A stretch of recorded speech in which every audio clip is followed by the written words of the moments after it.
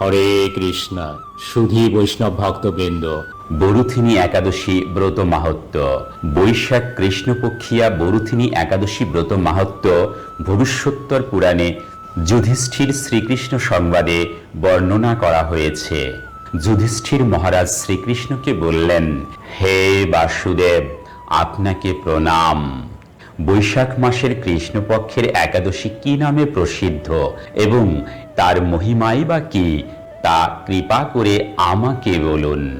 শ্রীকৃষ্ণ বললেন, হে রাজন, ইহলোক এবং পরলোকে বৈশাখ মাসের কৃষ্ণপক্ষিয়া একাদশী বরুথিনী নামে বিখ্যাত। এই ব্রত পালনে সর্বদা সুখ লাভ হয় এবং পাপক্ষয় ও সৌভাগ্য প্রাপ্তি ঘটে।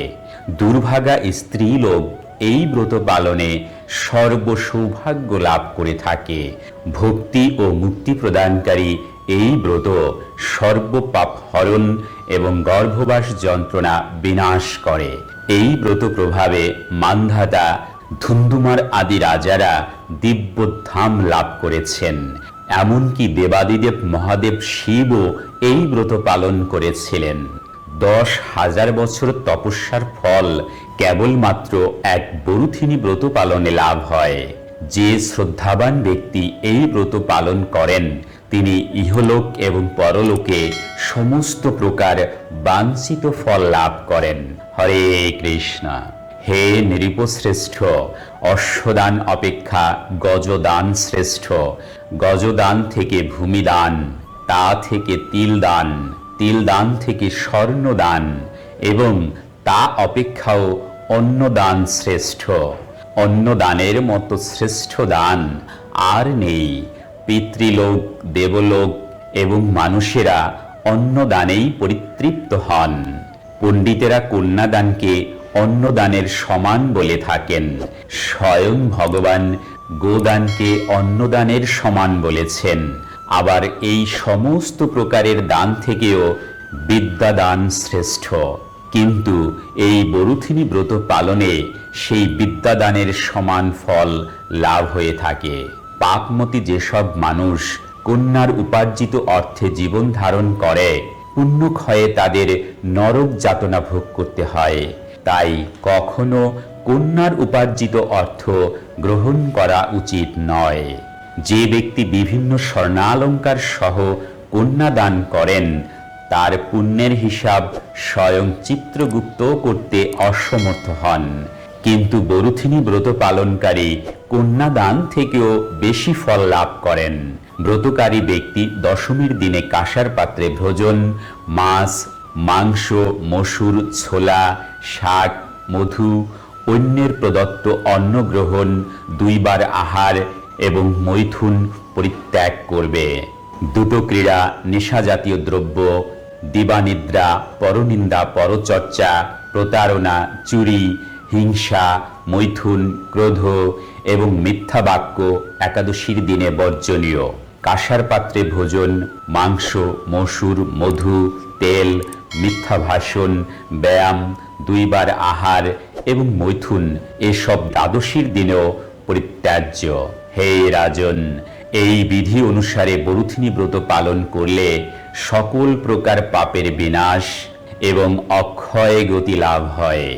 যিনি হরিবাসরে রাত্রি জাগরণ করে ভগবান জনার্দনের পুজো করেন, তিনি সর্বপাপ মুক্ত হয়ে পরম গতি লাভ করেন।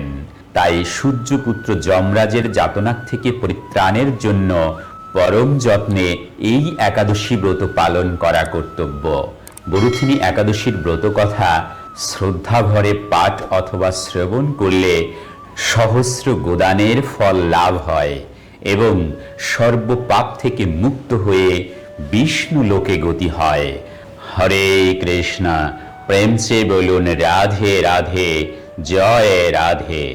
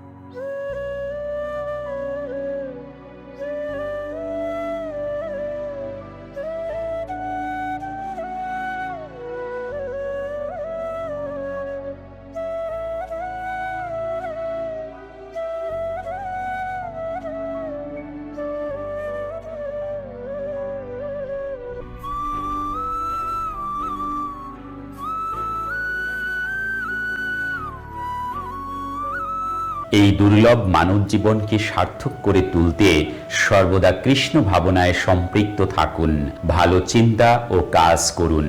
মনে রাখুন, জীবন ও মুক্তির পাথেয় পরমেশ্বর ভগবান শ্রীকৃষ্ণ।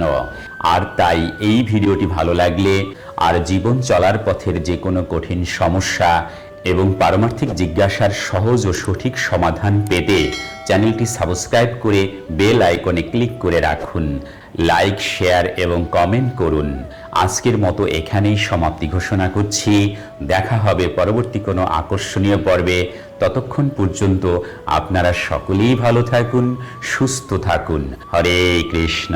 প্রেম চেয়ে বলুন রাধে রাধে, জয় রাধে।